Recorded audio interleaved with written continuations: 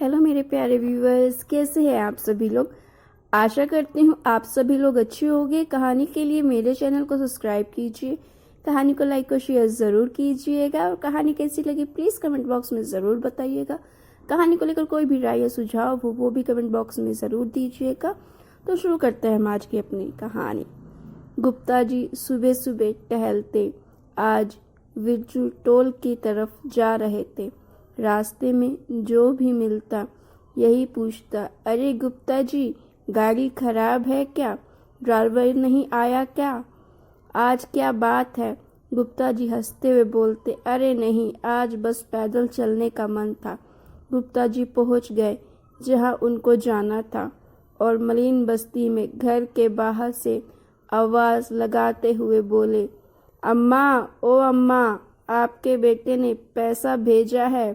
गुप्ता जी की बड़ी दुकान थी जिसमें ऑनलाइन का सब काम होता था।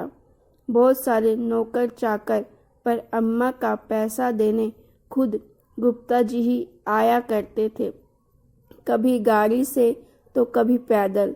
अम्मा आवाज़ सुनकर अपने आँखों पर चढ़े चश्मे को उतार आंचल से साफ कर वापस पहनती। अम्मा की बूढ़ी आँखों में अचानक एक चमक सी आ गई। गुप्ता जी से बोली, बेटा, बहुत दिन हो गए अपने बेटे से बात किए हुए, आज मेरी बात करवा दो।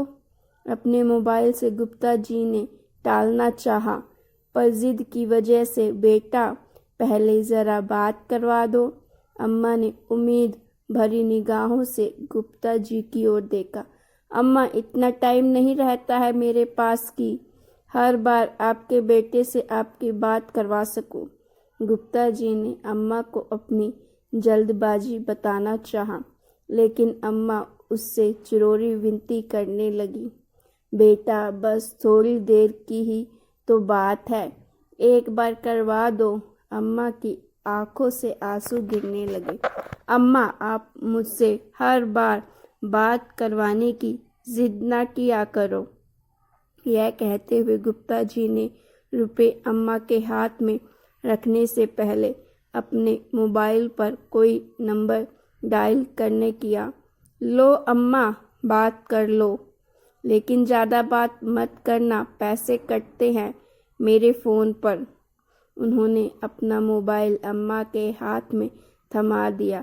उसके हाथ से मोबाइल ले फ़ोन पर बेटे से हाल चाल लेती अम्मा मिनट भर बात करके संतुष्ट हो गई। उनके झुर्रीदार चेहरे पर मुस्कान छा गई।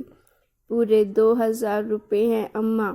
यह कहते हुए गुप्ता जी ने 100 के 20 नोट अम्मा की ओर बढ़ा दिए। रुपए हाथ में ले गिनती करती अम्मा ने गुप्ता जी को इशारा किया। अब क्या हुआ अम्मा? यह 100 रुपये रख लो बेटवा। क्यों क्यों अम्मा? गुप्ता जी ने आश्चर्य से पूछा। हर महीने रुपए पहुंचाने के साथ साथ मेरे बेटे से मेरी बात भी करवाना, और कुछ तो खर्चा होता होगा ना। अरे नहीं अम्मा, रहने दीजिए। गुप्ता जी लाख मना करते रहे, लेकिन अम्मा ने ज़बरदस्ती उनकी मुट्ठी में 100 रुपये थमा दिए और वह वहाँ से वापस जाने को मुड़ गई। अपने घर में अकेली रहने वाली अम्मा भी उसे ढेरों आशीर्वाद देती अपनी देहरी के भीतर चली गई। गुप्ता जी अभी कुछ कदम ही वहाँ से आगे बढ़े थे कि किसी ने उसके कंधे पर हाथ रखा। पीछे मुड़कर उन्होंने देखा तो उस कस्बे में उनकी जान पहचान का एक चेहरा सामने खड़ा था। मोबाइल फ़ोन की दुकान चलाने वाले शिव बाबू को सामने पाकर वो बहुत हैरान हुए। भाई साहब, आप यहाँ कैसे?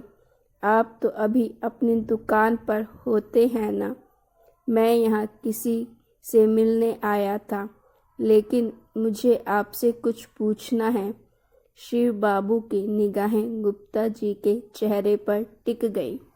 जी पूछिए भाई साहब। भाई, आप हर महीने ऐसा क्यों करते हैं? मैंने क्या किया है भाई साहब? शिव बाबू के सवालिया निगाहों का सामना करते हुए गुप्ता जी तनिक सहम से गए। बोलो, क्या बात है भाई, ऐसा क्यों बोल रहे हो आप? हर महीने आप इस अम्मा को भी अपनी जेब से रुपए भी देते हैं और मुझे फ़ोन पर इनसे इनका बेटा बनकर बात करने के लिए भी रुपए देते हैं, ऐसा क्यों? शिव बाबू के सवाल सुनकर गुप्ता जी थोड़ी देर के लिए सकपका गए, मानो अचानक उनका कोई बहुत बड़ा झूठ पकड़ा गया हो। लेकिन अगले ही पल उसने सफाई दी, मैं रुपए इन्हें नहीं, अपनी अम्मा को देता हूँ। मैं समझा नहीं। गुप्ता जी की बात सुनकर शिव बाबू ज़रा हैरान हुए, लेकिन गुप्ता जी आगे बताने लगे, इनका बेटा कहीं बाहर कमाने गया था और हर महीने अपनी अम्मा के लिए 2000 रुपये भेजता था। लेकिन एक दिन पैसे की जगह इनके बेटे के एक दोस्त का फ़ोन आया। गुप्ता जी की बात सुनते शिव बाबू को जिज्ञासा हुई, कैसा फ़ोन, क्या बोला था दोस्त ने? संक्रमण की वजह से उनके बेटे की जान चली गई, अब वह इस दुनिया में नहीं रहा है। फिर क्या हुआ भाई? शिव बाबू की जिज्ञासा दुगनी हो गई, लेकिन गुप्ता जी ने अपनी बात पूरी की। हर महीने चंद रुपयों का इंतज़ार और बेटे की कुशलता की उम्मीद करने वाली इस अम्मा को यह बताने की मेरी हिम्मत नहीं हुई। मैं हर महीने अपनी तरफ से इनका पैसा लेकर आता हूँ, लेकिन यह तो आपकी अम्मा नहीं है ना? मैं भी हर महीने 3000 रुपये भेजता था अपनी अम्मा को, लेकिन अब मेरी अम्मा भी कहाँ रही? यह कहते हुए गुप्ता जी की आंखें भर आई। हर महीने गुप्ता जी से रुपए लेकर अम्मा से उनका बेटा बनकर बात करने वाले शिव बाबू आज गुप्ता जी के एक अजनबी अम्मा के प्रति आत्मिक स्नेह देख निशब्द रह गए और बोले, भाई साहब, आज से इस अम्मा के लिए एक नहीं 2 बेटे हैं।